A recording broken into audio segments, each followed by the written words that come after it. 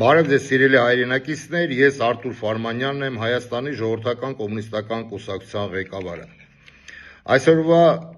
հաղորդման մեջ ուզում եմ խոսեմ մի քանի թեմայի մասին։ Առաջինը արձագանք եմ Նիկոլ Փաշինյանին, որը երեք հարցազրույց էր տալիս։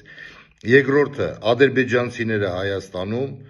երրորդ հարցը աղանդավորները մտնում են քաղաքական դաշտ, չորրորդը Տիգրան Խաչատրյանի վերլուծությունը, ով է Նիկոլ Փաշինյանը, եւ վերջում կտեղադրեմ մի երաժշտություն, մի հիանալի երգ եւ ամեն մի մարդ թող ինք իրեն հարց տա, այդ երգը վերաբերվում է իրեն թե ոչ։ Իսկ հիմա խնդրեմ տեսահոլովակը դիտենք Նիկոլ Փաշինյանի, այնուհետեւ ես կարձագանքեմ։ Նույնիսկ սոցիալական խնդիր չի, դա արժանապատվության խնդիր է, ինչքան կարելի է օրը ցերեկով մարդկանց թալանել ու լուրջ դեմքով նայել ասել այո մենք թալանել ենք, բայց դուք էլի պետք է վճարեք, որ էլի թալանենք։ Չի, այդպես չի լինի։ Դուք հասկանում եք, որ Հայաստանի Հանրապետությունում քաղաքացին ապրում է մի բանի համար՝ տուգանվելու, տոկոսի տակ ընկնել։ Տիկների մասին, որ այդքան մտածող ելնեիք, այդ 25 տարի տատիկ պապիկներին չեք թալանի բոլորը միլիոնատերեր դառնայիք։ Եկել եք տատիկ պապիկներին մտածող եք դառել, որ իրանք հաց առեն։ Այդ տատիկ պապիկները 100,000 դրամներով նիսյաներ ունեն իրանք խանութներում։ Փողը տվեք այդ մարդկանց, թող գնան իրանք նիսյանները։ Արագաչափերը ընդհանրապես պետք է հանվեն Հայաստանի Հանրապետության ավտոճանապարհների։ Բարակը թանկացել է, ժողովուրդ ջան։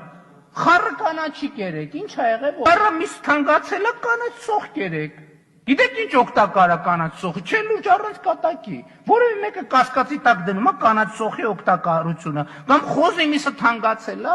այս սխտոր կերեք այդ ձեր ցավը տանեմ, ինչ է խառնվել իրար։ Ինը թանկացել է, մենք այն օրը ցույց տվեցինք, բրդեք ձեր ավտոները, ինչա ուժները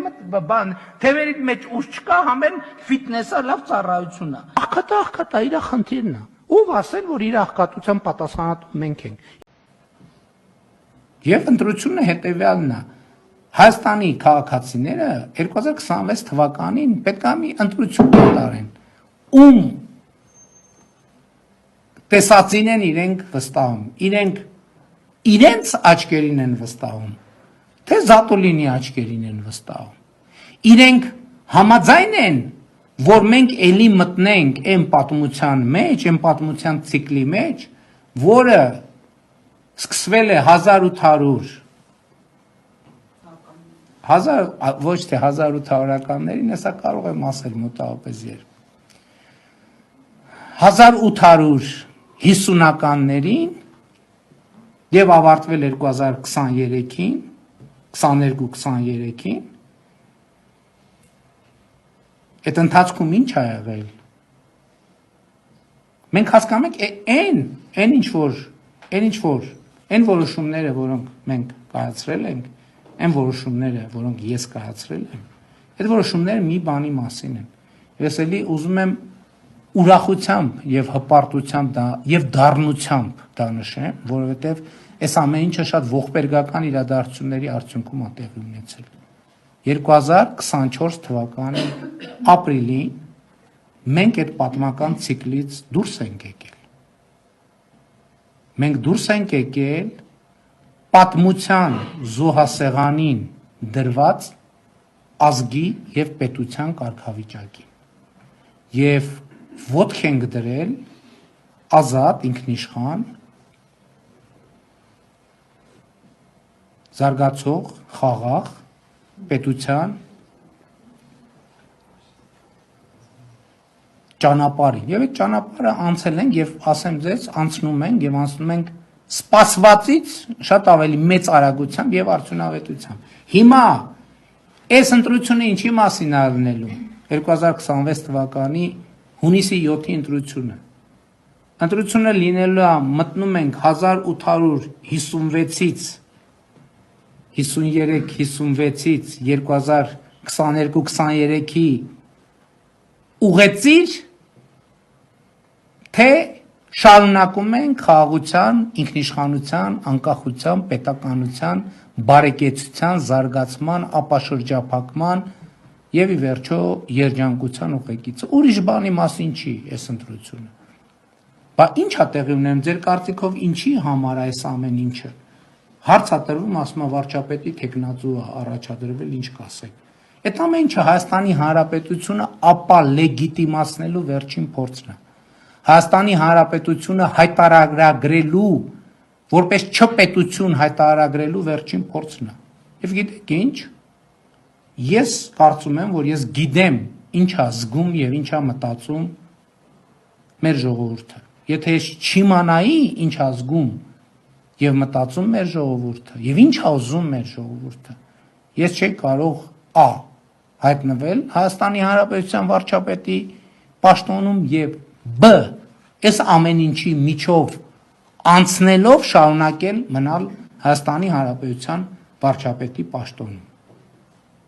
Եվ թույլ տվեք վստահություն հայտնել, որ իմ նշած բոլոր ուժերը իրար հետ առաջիկա խորհրդանական ընտրություններում ստանալու են ջախջախիչ փոքրամասնություն։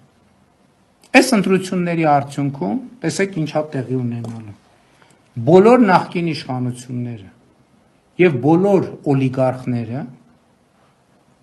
վերջնականապես եւ անվերադարձ դուրս են շպրտվելու քաղաքական դաշտից։ 2026 թվից հետո դուք այլևս չեք տեսնելու քաղաքականությամբ զբաղվող օլիգարխ, չեք տեսնելու։ Եվ չեք տեսնելու քաղաքականությամբ զբաղվող, ասենք, նախկին նախագահ եւ այլն, չեք տեսնելու։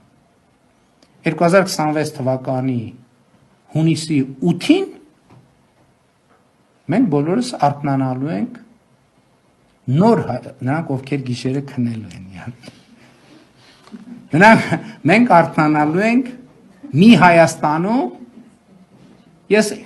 1850-ական թվականներին մասին ասացի, բայց 2026 թվականի հունիսի 8-ին մենք արթնանալու ենք մի Հայաստանում, որը շարունակում է, որի պատմությունը միանում է այն պատմությանը, որը ընդհատվել է 374 թվին Պապ Թագավորի սպանությամբ։ Այսինքն Հայաստանը եւ հայ ժողովուրդը վերադառնալու է իր օրգանիկ պետականակենտրոն պատմությանը եւ այդպիսով ապահովելու է սեփական պետության հարատեվությունը։ Շնորհակալ եմ։ Նիկոլ Փաշինյան, դուք ինչ եք ասում կարթնանանք նոր Հայաստանում։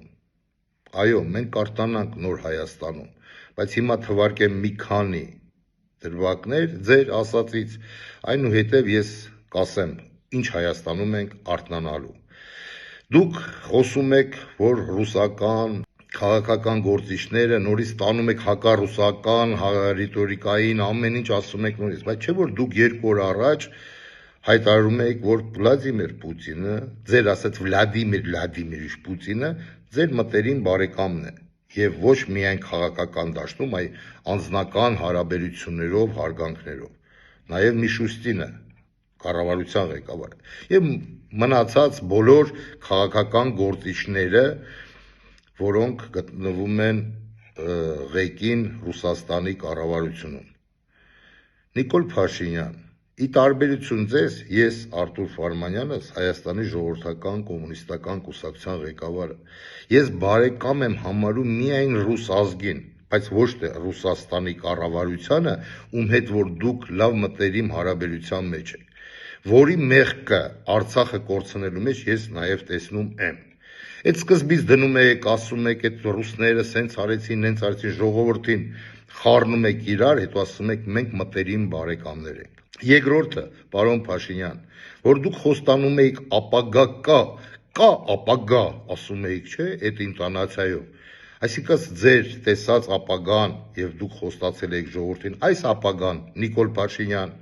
Արցախի կորուստը, Հայաստանի Հանրապետության տարածքների հանձնումը, Զանգեզուրի միջանցքը, ընդհանուր էներգետիկ համակարգը, որը որ կորցնում է Հայաստանի Հանրապետության անկախությունը, դա նկատի ունեիք, Նիկոլ Փաշինյան, թե տխուր ապագան էիք ասում, ժողովուրդը չէր հասկանում։ Երրորդը, Նիկոլ Փաշինյան, ինչու եք եթում հաստում տրթատ թագավոր, ես իմ 1862 թվական, 1050 թվական, ոչ եմ թվեր եք ասում, այն թվերը, որ մամոնտներն են այդ տարիներում վախճանվել։ Նիկոլ Փաշինյան, եկեք խոսանք 1924 թվականից մինչև 1988 թվականը, երբ ձեր չարաբաստիկ քաղաքական հայրիկը սկսեց քանդել այս երկիրը, այնուհետև դուք ձեր բոլոր ձեր այդ խունտայով սկսեցիք վաճառել Հայաստանի Հանրապետությունը, Նիկոլ Փաշինյան, այդ դրանից եկեք խոսանք։ Ինչու եք բաց թողում, թե ձեզ ձեռ չի տալի երջանիկ Հայաստանը խորհրդային միության տարիներին։ Կրթության մասին խոսենք, բժշկության մասին խոսենք, ամեն ինչի մասին կարանք խոսենք, Նիկոլ Փաշինյան։ Հայաստանի զարգացման տարիների մասին եկեք խոսենք, Նիկոլ Փաշինյան, ոչ թե տրտատ թակավորին, թույնեցին, սպանեցին, ես ինչ լոլորներ եք նորից ուզում կարդացած լեք է ժողովրդի գլխի։ Մենք, մեր Պակալենյան, նաև դուք եք տեսել դա, Նիկոլ Փաշինյան, այս ոնց եք ասում, աշկը տեսած, չէ դուք եք ասում։ Ինչ է տեսել ձեր աշկը, դուք հավատում եք ձեր աչքերին, թե ինչ-որ խոսակցություններին։ Նիկոլ Փաշինյան, մենք հավատում ենք մեր աչքերին։ Մենք տեսել ենք երջանիկ Հայաստան խորհրդային միության տարիներում, սոցիալիստական Հայաստանում։ Իսկ լսելով մենք այսօր գտնվում ենք անդունդի առաջ, լսելով ձեր Լևոն Տեր-Պետրոսյանին, լսելով ձեր Ռոբերտ Քոչարյանին, լսելով ձեր Սերժ Սարգսյանին եւ վերջում կոնտրոլնի կներեք այդ բառից համար դուք խփեցիք այս ժողովրդին գլխից, Նիկոլ Փաշինյան, դրա համար մենք այսուհետ չենք լսում, մենք հավատում ենք մեր աչքերին։ Իսկ ինչ վերաբերվում է հունիսի 8-ին, դուք ճիշտ եք։ Հայ ազգս այդ օրը արթնանալու է նոր Հայաստանում, առանց Լևոն Քոչարյան սերժական եւ նիկոլական Հայաստանում։ Եվ եթե դուք այդ ժամանակ կգտնվեք Հայաստանի Հանրապետության տարածքում, որի համար ես շատ խիստ կասկածում եմ, քանի որ դուք փորձելու եք փախչեք, որը ձեզ երևի թե չհաջողվի, Նիկոլ Փաշինյան, դուք կգտնվեք ԱԾ-ի պատվալում, եւ այդ ԱԾ-ի պատվալում համապատասխան մարմինները կտանեն ձեզ հետ օրինական աշխատանքներ, ի տարբերություն ձեզ Նիկոլ Փաշինյան, որ դուք զբաղվում եք բեսպրիդելով, եւ այդ աշխատանքների արդյունքում մեր ժողովրդական դատարանը կկարդա իրեն վճիռը։ Ինչ ցանել եք, նա քաղելու եք, եւ ձեր հետ միասին ձեր կողքին կնստած կլինեն ոչ թե միայն ձեր քպական ընկերները, այլ նաեւ Լևոն Տեր-Պետրոսյան, Ռոբերտ Քոչարյան, Սերժ Սարգսյան։ Դահլիճ է վերցնելու ենք երևի դատավարությունը լինի համալիրում, որպիսի բոլորդ տեղավորվեք այդտեղ։ Այս կամ մասով Նիկոլ Փաշինյանին արձագանքեցի, որովհետև այդ մարդը ստում է եւ ստում է առանց ամոթի։ Երկրորդը, հարցը ինչի մասին ուզում եի խոսայի, ադրբեջանցիները Երևանում։ Խնդրեմ այս տեսահոլովակները դիտենք, այնուհետև ես կմեկնաբանեմ։ Ադրբեջանական թելեգրամյան ալիքներից մեկը հրապարակել է տեսանյութ, որում մի տղամարդ ադրբեջաներեն է խոսում Երևանի կենտրոնում։ Հայկական ԽՍՀ Ամասիայի շրջանի Օքսուս գյուղի բնակիչը Երևանի կենտրոնից ողջույններ է հղում իր հարազատներին, տեսանյութը մեկնաբանել է ալիքը։ Salamlarov salam, Paşif salam.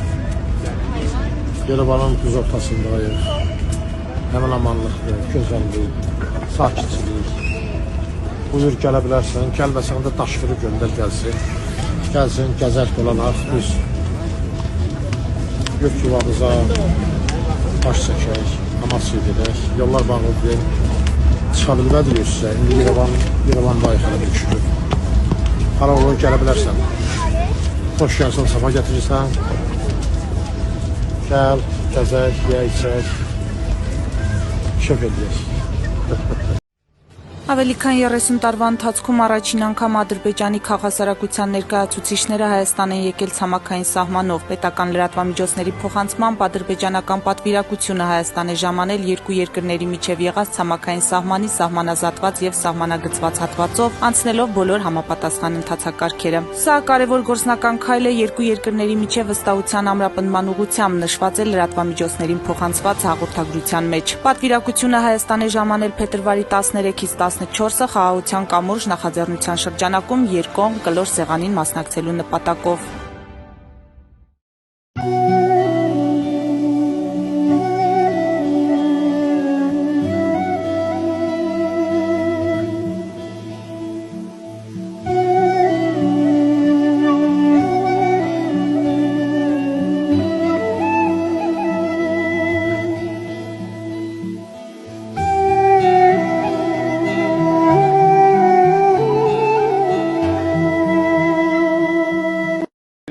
Ադրբեջանցիներ են շրջում, ավելին իրենց համար ամենաբարձր մակարդակի անվտանգությունն է ապահովում ազգային անվտանգության ծառայությունը։ Բայց սա էլ քիչ չէ, վերջիններս Հայաստանի տարածք են մտել հայ-ադրբեջանական սահմանով ու անձնագրերն էլ ստուգվել են հայ սահմանապահների կողմից, ավելին այդ անձնագրերում անգամ կնիքներ են դրվել սահմանահատման վերաբերյալ, հայկական կնիքներ իհարկե առանց Արարատի, անգամ կադրերը կան։ Թվում է անհավանական է, բայց այսօր վաղարավության խաղաղության կամուրջ, այսպես կոչված նախաձեռնության շրջանակներում Տավուշի սահմանազատված հատվածից Հայաստան են մտել Ադրբեջանի այսպես կոչված քաղաքացիական հասարակության տասնյակ Տեսակ ժողովուրդ ջան, Արտուր Ֆարմանյանը, երբ որ գոռում էր, երբ որ խոսում էր, որ այս էլիտար շենքերը սարքում են ոչ հայի համար, այլ ադրբեջանցիների համար, շատեր ասում են լավ էլի, ես ինչ եք ասում, ոնց կարող է լինի։ Հայաստանը սրանք վերածելու են Հնդկաստանի տրուշոբաները, այսինքն մեր սիրելի հայրենակիցները, մեր հայ ազգը ապրելու են հին շենքերում, որոնք վաղուց արդեն ապրելու ենթակա չեն, իսկ էլիտար շենքերում ապրելու են ադրբեջանցիները, թուրքերը եւ մյուս թշնամի երկրի քաղաքացիները։ Եվ ցավոք սրտի այդ ժամանակ մի քանի ընդամենը տարի անց 5 տարին չի լրանա, հայ ազգը կլինի փոքրամասնություն սեփական երկրում։ Այ ինչ է սպասվում մեզ։ Արդեն քայլելով, որ Ալիևը ասում էր, հիշում եք, չէ, ասում էր, մենք մեքենաներով են գալու, մենք տանկերով չեն գալու, արդեն սկսել են գալ մեքենաներով։ Դա ինչ որ վերաբերում է թուրքացմանը, Հայաստանի Հանրապետությանը, որ ադրբեջանցին կարում է հրապարակից արդեն իր ողջունել իրեն հարազատներին, որ տեսեք մենք ստեղ ենք, թե թող մի հատ հայ գնա Ադրբեջանի Բաքու քաղաքի կենտրոնից մի հատ այդպես վիդեո անի։ 2 վայրկյան հետո կակ մինիմում դիակը կգտնեն ձորերից մեկում Հայաստանի Հանրապետության քաղաքացու։ Երրորդը, ինչի մասին որ ուզում էի խոսայի, Վելիկա Արմենիայի Արսենը անդրադարձել էր աղանդավորներին, տեղադրելով այս տեսա հոլովակները, ապա դիտենք։ Որ քավոր չէ, լուրջ դու պատգամավոր ես դառնում, որը հպարտություն, քավոր, ես գլանամ ախրանի պետը։ Բայց որ կուսակցություն ես մտնում։ Քաղաքացիական պայմանագիր։ Էդի որն է վարչապետին, որը լուրջ ես ասում, այդ կան դուխա թերիքում է։ Հելնելու ես ազգային, լուրջ ազգային ժողով ես հելնելու։ Աստծո կամոք, էլի տեսնենք։ Հայտը տված Ինչա պետք։ Որը ես չեմ կարող, որը այդքան հալածանքը պատրաստ ես ուտես այս ժողովրդի կողմից։ Հանուն մեր երկրի բարօրության, ապագայի համար մենք մեր գիտելիքը, մեր ուղեղը, մեր էներգիան դնելու ենք։ Բայց ես պետք է 4 հատ ուսումնական կենտրոն ունես։ Այսպես փողոցս մալինայի նման գալիս է։ Ինչի դա պետք է անցավ գլուխը դնում ես ցավի տակ, այ ախպեր։ Ինչի։ Իրականում բայց կդե զիարա խոսքի ասում եմ արագ կներեք պարոն Ավակյան։ Խավոր Ավակյան։ Մարդիկ են պետք է։ այո։ Ախպեր, ինչա պետք դրա համար, ասա ինչա պետք։ Դա պետք որպեսզի ձայներ, չէ, իրականում հիմա հայտը տվել եմ քաղաքացիական պայմանագրից պետք է հաստատեն, Խավորակինից դու ոնց ես տանում ես ամեն ինչը։ Ես հավատում եմ։ Պատրաստես մարդուտ առավոտի ծիրիգում հալածելու է, պատրաստես։ Դե ախպեր վատ կոմենտներ է։ Երանի նրանք ովքեր կհալածեն։ Կյանք դուս անվան համար։ դու այսօր դառնալ ես պատգամավորի ախպեր։ Ես լինելու եմ խելացի կինը կանգնած հաջողակ տղամարդու հետևում թիկունքում։ Եթե դու դառնալ պատգամավոր, ես պատրաստ եմ ամբողջ Հայաստանի ձենը հավաքեմ եւ տամ Խավորից, բայց տես որ վախում եմ ժողովրդան Տղամավորի համար ինչ-որ բան։ Ասել ես դե վախում եմ Ջան դու որ ջարսի Խավոր պատգամավոր էլա Այո, հարգելիներս, կարճ Նախորդ իմ վիդեոհոլովակում, որը տեղադրված է արդեն կարող եք մտեք նայեք, ես ցուցադրել եմ ձեզ մի բանի մասին, որը արդեն 1 տարի առաջ ես ասել եմ իմ եթերներում եւ ոչ մեկ անգամ եմ ասել, որ այն բլոգերները, այն աղանդավորները, ովքեր աստվածաշունչը ձեռքերը փող բաժանելով ման էին գալիս Հուսային պողոտաներում եւ ոչ միայն Հուսային պողոտաներում, նրանք գեներացնում էին երիտասարդների լայն մասաներ իրենց շուրջ, որբիսի ապագայում ներգրավվեն ԿՊ-ի ցուցակի մեջ եւ գնան ընտրությունների։ Սա խապկանքի եւս մեկ տեսակ է։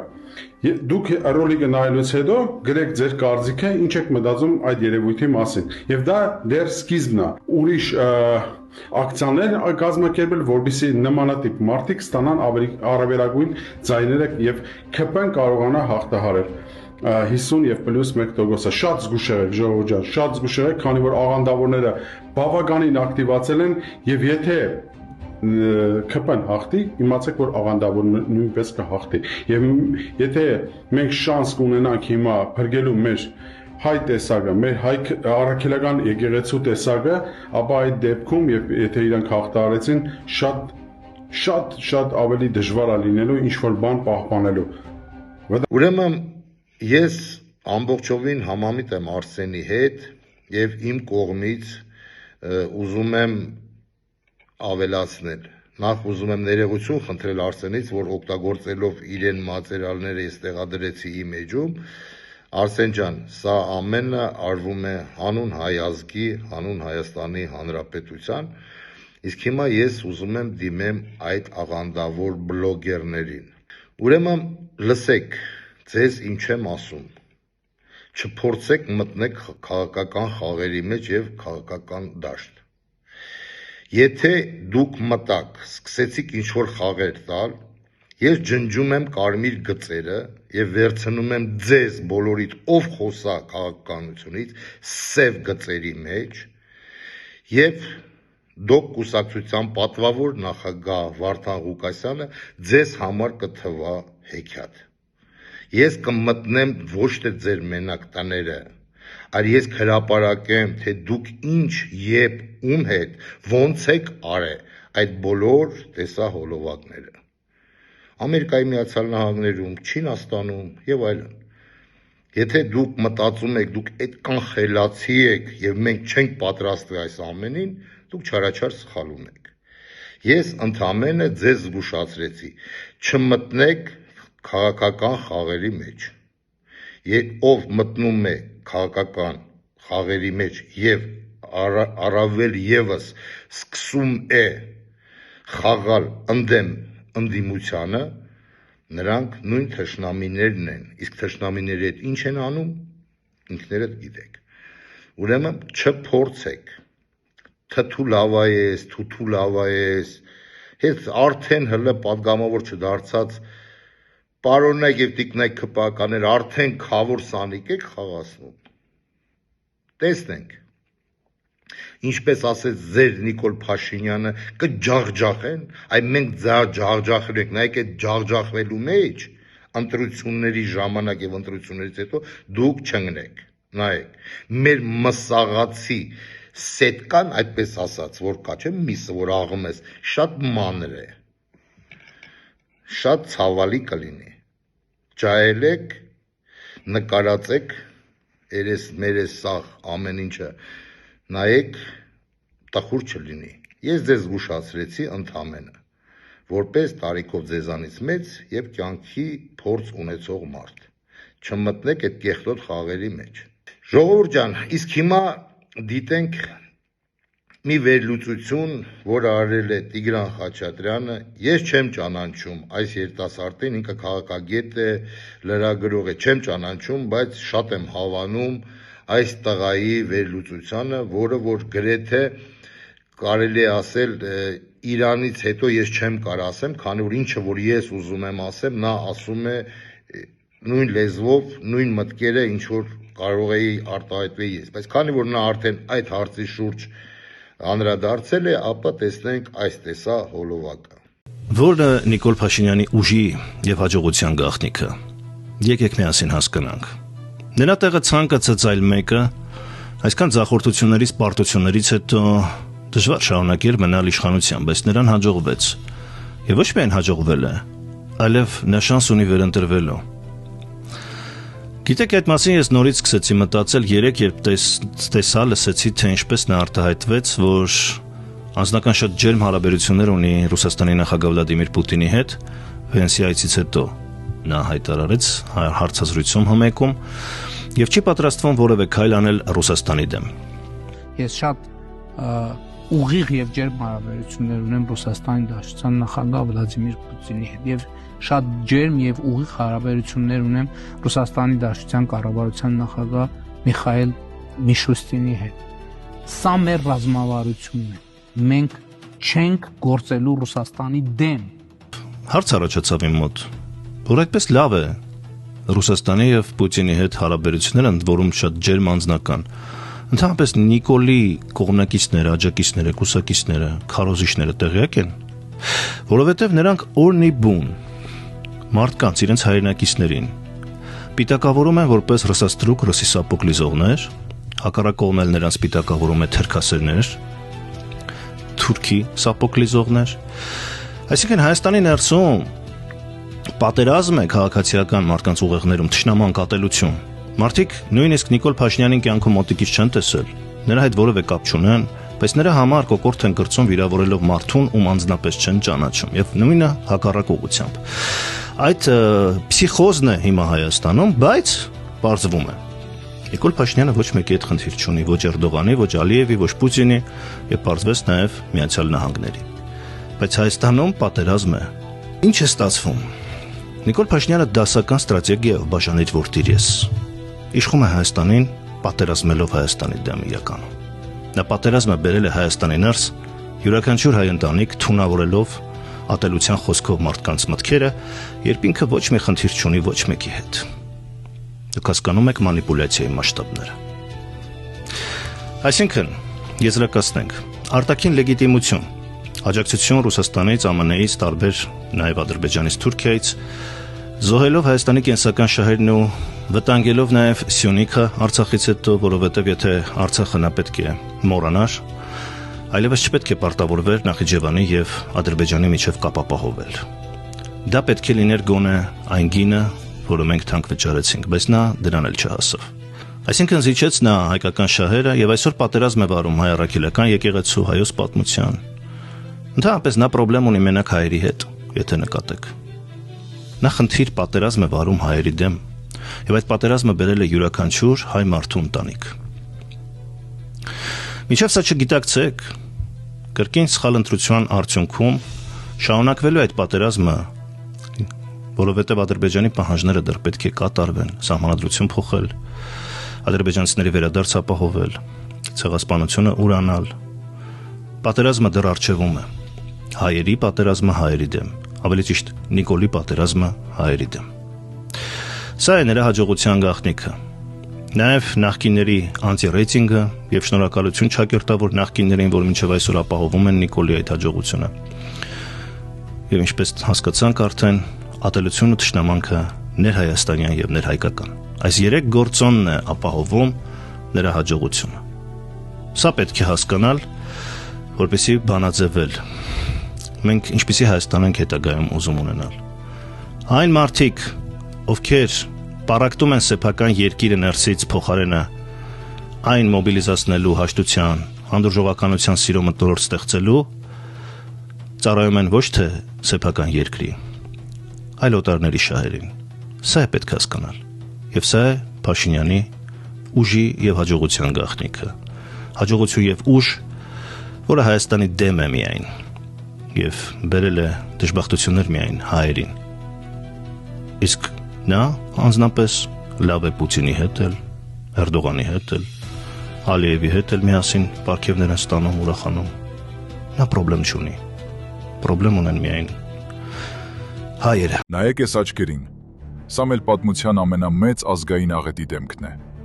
Հայաստանի պատմությունը շատ բան է տեսել, բայց Նիկոլ Փաշինյանի անունը գրվելու է ամենասև թանակով,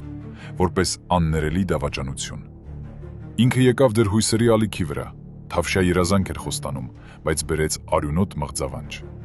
Փաշինյանը դարձավ ազգի ոչնչացման ճարտարապետը։ Գլխավոր հարվածը թիկունքից, այնինչ սերունդներն արյունով ու աղոթքով էին պահում, ինքը մի ստորագրությամբ հանձնեց։ Քանի ժողովուրդը հավատում էր խաղաղության դարաշրջանին, ինքը ցինիկաբար ոչնչացնում էր ու մեր Արցախի գաղափարը։ Արդյունքը 120,000 մարդ մնաց անօթևան, դատարկված վանքերն ու սարերը, որոնք հիմա թշնամունն են։ Սա ուղղակի հողի կորուստ չէ, սա Հայաստանի պոկված սիրտն է։ Ինքը մեզ մենակ թողեց, քանդեց անվտանգության համակարգը ու երկիրը դարձրեց անպաշտպան թիրախ։ Դաշնակիցներին փոխարինեց դատարկ խոստումներով ու սոցցանցերի սելֆիներով։ Հիմա ամենօրյա զիջումներն ու սահմանամերձ գյուղերի կորուստը դարձել են սովորական բան։ Փաշինյանը ղեկավար չէ,